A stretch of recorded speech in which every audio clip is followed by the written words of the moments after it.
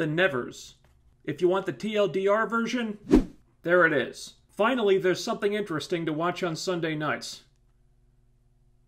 Yeah, you heard me. It seems like you can't watch anything these days that doesn't have some kind of political message attached to it. Women are awesome. Men are the worst. These people are underrepresented. Those people are persecuted. This ethnic group is so-and-so. And a lot of the time it's done so clumsily, and the audience gets so annoyed with the politics being preached to them that the message kind of gets lost. So what happens when you take a show that tries to examine a political issue in an apolitical way? Not really taking a stance on it exactly, not necessarily preaching anything, just using the issue itself to tell an original story. Turns out, you get something pretty cool. The Nevers is basically Buffy meets X-Men meets Sherlock Holmes. You take a bunch of people with superpowers, toss them into Victorian England, give them a crazy mystery to solve, wackiness ensues. And along the way, they explore some societal issues that are pretty relevant right now, but in such a way that's not annoying or eye-roll worthy. It's actually a lot of fun. It's about what happens when the underclass of society gains a power that the upper class, the traditional ruling body, doesn't understand and can't control. How do these people react? Does this new power signify a shift in the traditional order of things, or is it just a bizarre fluke that some people want to snuff out in the interest of keeping things the way they are because nothing threatens tradition quite like progress? In this case, the underclass is mostly women and various criminals and ne'er-do-wells, and the power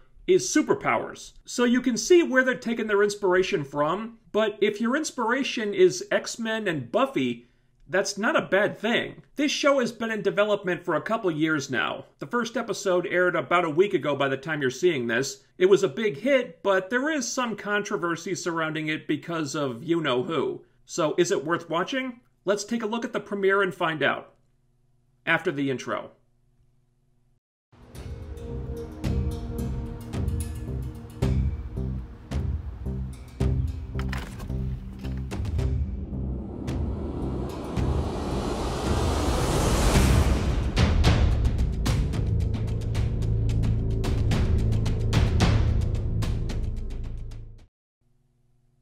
The show begins in London around the turn of the century, 1896, right before some kind of mysterious event occurs that grants a number of people in London, some men, mostly women, superpowers. And nobody knows how, why, or where the powers came from. There's a montage that shows us snippets of some of the main characters. One girl who's good with machines, one girl who's a mental patient, one who's auditioning for the theater, and one by one they all look up at something in the sky. But the one we focus on is our lead, Amalia True, who we meet right before she throws herself off a dock in a suicide attempt. Fast forward 3 years, and not only is Amalia not dead, but she's working at a strange orphanage for people with abilities. The Touched, as they're referred to. What are they touched by? No one knows. And she's partners with the girl who's good with machines, who now has this crazy workshop full of all kinds of steampunk-style technology. So when whatever happened, this woman, Penance, gained a genius for invention, and Amalia gained prophetic visions of the future. She also has incredible fighting abilities, so she's basically Victorian Buffy, but with one major difference. The two of them go out for an appointment with the parents of a young girl who they suspect might be one of the Touched,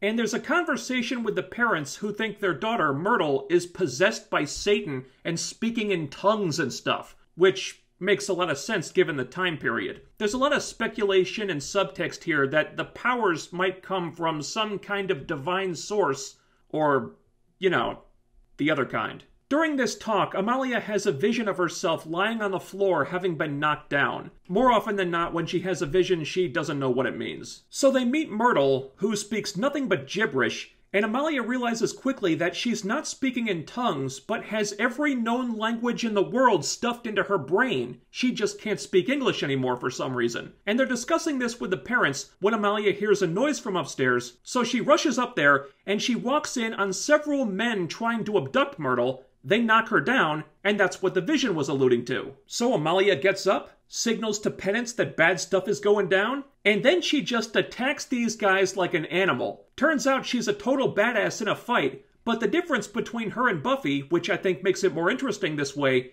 is that she doesn't appear to have super strength. Physically, she's a normal woman, I think. So she can kick ass, but she takes a beating when she does. There's like 2 men here, and she has trouble overcoming them. So Penance releases this gadget of some kind. I think it's like a steampunk-style flashbang that helps Amalia get the advantage back. Then Amalia puts this steampunk-style zip tie on this dude's hands, and they both go out the window. She uses his body to break her fall, but then there are more kidnappers, and these guys are creepy as hell. They've got these weird up faces, not like they're wearing masks exactly, more like something is stretched over their faces. It's very horror movie-esque. And these guys are trying to get Myrtle into this ominous metal coffin thing that they're opening up. So Amalia fights these people, and again, she's having trouble. She can fight, but these guys are bigger, stronger, so it's tough. She even gets gashed open by a knife at one point. Then Penance rolls up in the carriage and tosses her an umbrella. And this thing is also tricked out with steampunk tech because she uses it like a taser to shock one of these guys, and then they jump in the carriage and they haul ass out of there with Myrtle. But these creepy dudes have guns and horses, so they're chasing after them, they're catching up, the carriage can't outrun the horses, so the girls have no choice but to use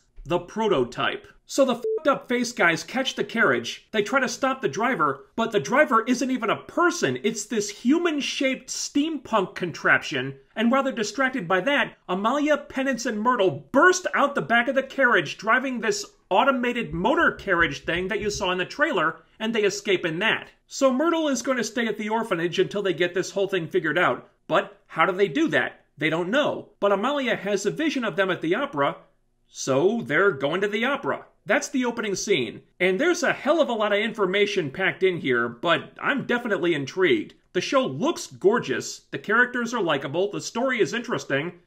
They're doing everything right so far. Then we have a meeting of stuffy old government officials who are debating 2 topics. One is Malady, this killer who's been in the newspapers a lot and is on a huge murder spree soon to eclipse the Ripper. There's some debate on whether or not she's touched. They don't know much about her, but she keeps targeting doctors, psychoanalysts, so there's some kind of method to her madness that they're not seeing. And the second thing is they need to figure out what the Prime Minister's stance on the touched is going to be. And that's tough because, again, they have very little information. They know all the touched were in London at the time of the event. They're mostly women, but not all women, and not one man of stature, which is very threatening to people like this because anything that could upset the traditional power structure scares the hell out of them. And they're mostly undecided on this, but the alpha in the room is Lord Masson, who's a military official of some kind, who categorizes this as an attack and says the Prime Minister shouldn't take a position until they know where the attack is coming from. Then we meet our next new character, Frank Mundy, who's an inspector with the police assigned to the Malady case. He's been called to a dig site to expand the underground, I think, where the diggers have found a dead body. The guy in charge thinks Malady did this. There's a message on the wall written in blood, but Mundy immediately knows this guy is full of shit. He takes one look and he's like, this is wrong, that body was moved, that's pig's blood on the wall, you're a fucking liar trying to help a murderer get off by pinning this on another one, so I'm shutting this whole place down and questioning everybody. And when the man tries to protest, Mundy gets downright scary with him, which immediately tells us a lot about this guy. He's great at his job, kind of a hard ass, and determined to do the right thing and get to the truth whether that helps him with the Malady case or not. Amalia, Penance, and Myrtle drive back into the orphanage. Amalia wants to send a letter to Miss Bidlow, who owns the place, to tell her about the attack, and Myrtle is going to be shown around by Primrose, a girl about her age, who is 10 feet tall. And Primrose also seems to have some issues with her mother that she's in denial about, but they don't have a chance to get into that right now. So all the people in charge gather in Penance's workshop to discuss what just happened, and I love this scene because it's intelligent characters, acting intelligently, and doing all the logical things that they should be doing. We were just attacked, someone or something is hunting us, let's put security measures in place immediately. I know, right? And they don't even run a multinational security company. Imagine that. Also, Amalia wants to put word out on the street that she needs to talk to the Beggar King. The Beggar King is some kind of low-level mobster or street hustler who sells them information about people who may be touched, and they need to know if he's selling to anyone else. So everyone here is being smart and proactive, they're reacting to the situation appropriately, making intelligent decisions, and hot damn is that refreshing. All that should go without saying, I know, but given some of the other stuff I have to review, this feels downright revolutionary. And while the adults are discussing this, Myrtle is in the background looking amazed at the lab and touching everything and playing with stuff. In lesser hands, this character would be super annoying, but the actress is just adorable. She's turning into a little scene stealer already. Then we meet more new characters. Augustus Augie Bidlow, the brother of the woman who owns the orphanage, who is meek, jittery, and awkward, and Hugo Swan, a carefree, pansexual hedonist who runs a sex club of dubious legality. They couldn't be more different from each other, so naturally, they're best friends. Augie's sister Lavinia has invited 2 of her people from the orphanage to accompany them to the opera so high society can become more accustomed to the touched,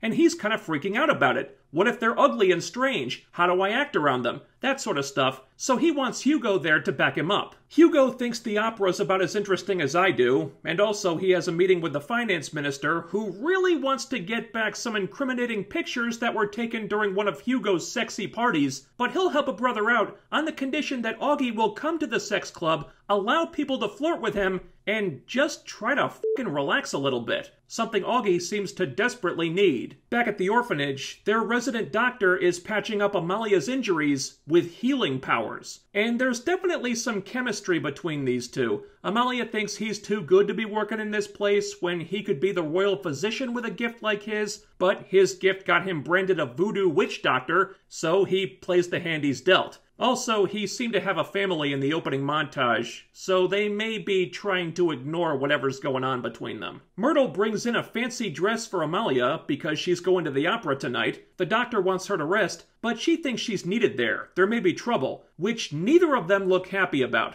And I think it's interesting that Amalia is not characterized as a thrill seeker or someone who seeks out danger. She's clearly not looking forward to this at all, but she feels compelled to do it anyway. So Amalia and Penance get all gussied up, and they leave for the opera. And on the way there, we meet more new characters. The Beggar King, Declan Oren, and his 7-foot-tall mountain of muscle henchman, Odium. Amalia needs to know if he's selling information to anyone else, and he might very well be because nothing is exclusive as far as that goes, but he lets them wonder about that. He's not happy at all because Amalia made it known on the street that they were associated, and now the people attacking the touched may come after him as well, so he may now be forced to help Amalia out of self-preservation, and he's rightfully pissed. But they need this guy, so they try to smooth things over with some bribes. Money, and his very own automated motor carriage. And there's supposedly only like 8 of those in the world, so that's gotta be worth a lot. That pacifies him just enough to let them leave, but he says if they don't make this worth it, he's gonna cut Amalia's face to ribbons. And the knife doesn't scare Amalia. In fact, she leans into it and she says,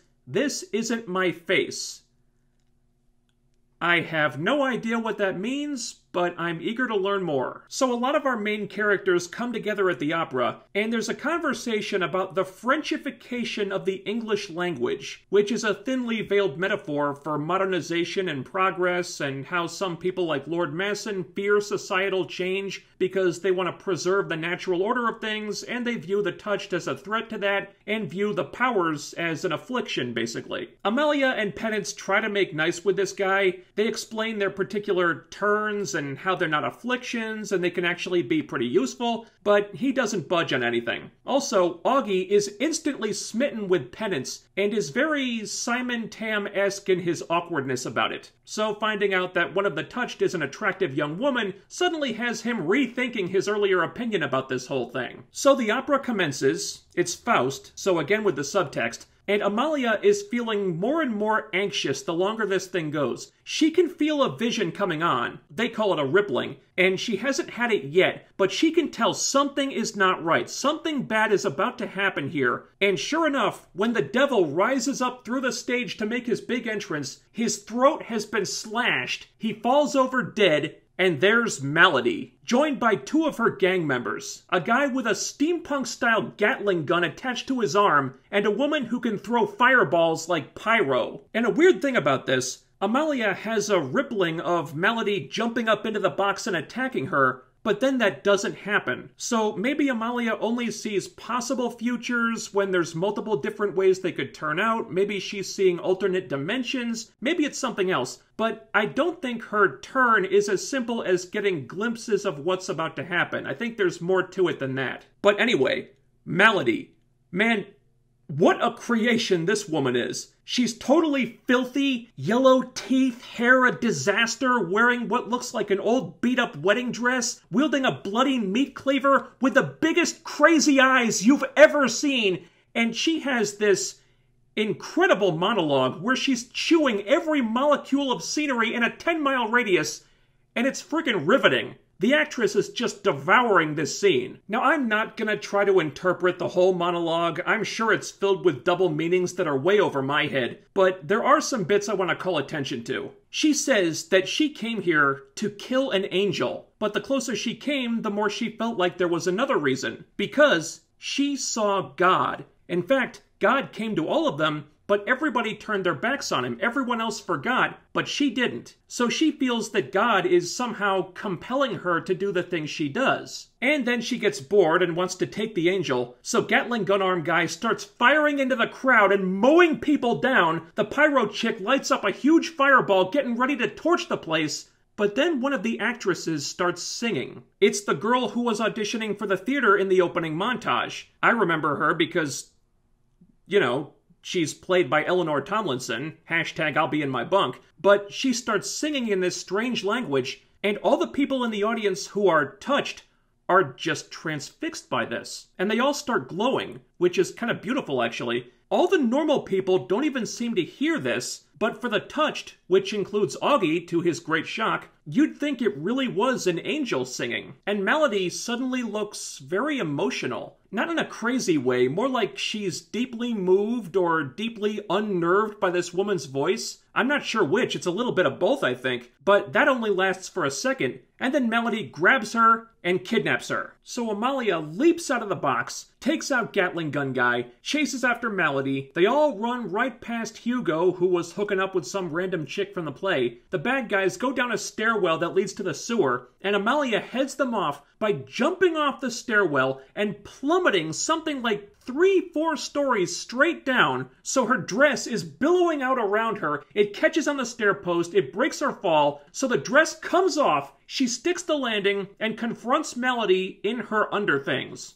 But not in a sexy way, it's more brutal and disturbing what happens next. She says, "Just let me have the girl." And that line means something to Melody. We don't know what yet, but just for a second, she's very shook by it. And she's not giving up the girl, so Amalia and Melody throw down and start beating the shit out of each other. Meanwhile, the fireball throwing chick is just standing back all nonchalant like, yep, must be Sunday. So it's a really good fight, and again, Amalia's losing. Melody is touched as well. It's not clear what her power is exactly, but her eyes start glowing, and it's like the more pain Amalia's in, the stronger Melody becomes. Which, yeah, an ability like that would drive someone nuts pretty easily. So Melody is headbutting Amalia over and over, looking like she's enjoying the crap out of this. Amalia's really in trouble here, but she's saved when the police show up, so the bad guys retreat with the girl, Mary Brighton, that's her name, and Amalia gets this big-ass fireball chucked at her, so she has to dive into the sewer water to save herself. Great freaking climax. There's so much going on here I can't even tell you, and I probably missed a few things too.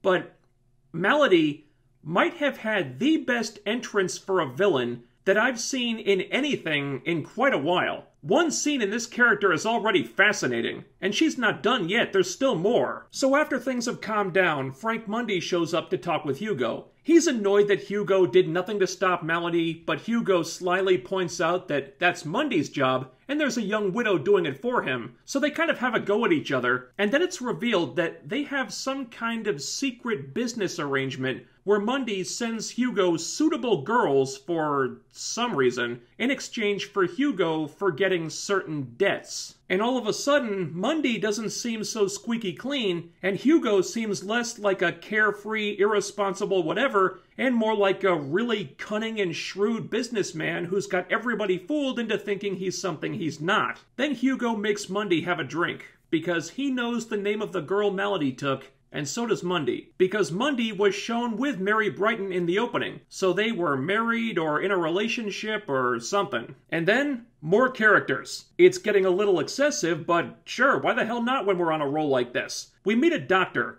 A crazy, evil, batshit, maniacal doctor. He appears to be the guy behind the men with the f***ed up faces. He's trying to discover the source of the touched powers, but for that he needs test subjects. And he's not happy that his guys couldn't procure Myrtle for him, so he puts one of them on the table and drills into his skull. Yikes. Penance finds Amalia sometime later, Amalia having fought off a bunch of men for a bottle of booze. Amalia's really despondent and emotional. The bad guys got away with the girl and she's just crushed over it, but she knows they won't kill her yet, so they have some time. So Penance tries to comfort her like a good friend. It's pretty endearing, and she talks about how hearing Mary's song was like something telling her that she belongs here, that all the touch do, that they're meant to be as they are. So if they can save Mary and get her singing, all the touched will come to them. And it ends with a second montage that recontextualizes the one the show started with, because now we see this crazy airship bursting through the clouds. And I don't even know how to describe this thing. Is it aliens, time travelers? Beats me, but it doesn't look man-made. It's very otherworldly. In fact, maybe it's just me, but it's shaped a little bit like a fish. Like a big flying alien fish. I don't know. The back part of the ship sprays out these weird sparkling particle things, and they absorb into certain people, and that's where the powers come from. And there's a few things to pay attention to here. One, Lord Masson is meeting a little girl, his daughter or granddaughter maybe, but when the particles touch her, she falls to the ground. Might be dead, we don't know. Two, once the ship disappears or crashes or whatever happens, everyone seems to instantly forget it was ever there. They just go back to what they were doing. Everyone except Melody. She's the only one who saw it and remembers. So that ship is what she believes is the message from God that everybody else turned their backs on. And three, this is the really tantalizing bit, it looks like Amalia didn't survive her suicide attempt. She's floating in the water looking very dead until she's touched and is magically restored to life. So she swims to the surface, climbs out of the water, collapses on the dock, and the final shot is Amalia lying down on the floor of the orphanage, surrounded by all the touched children, clearly still haunted by that experience, and wondering how the hell this is her life, I guess. Okay, short version, the show is good.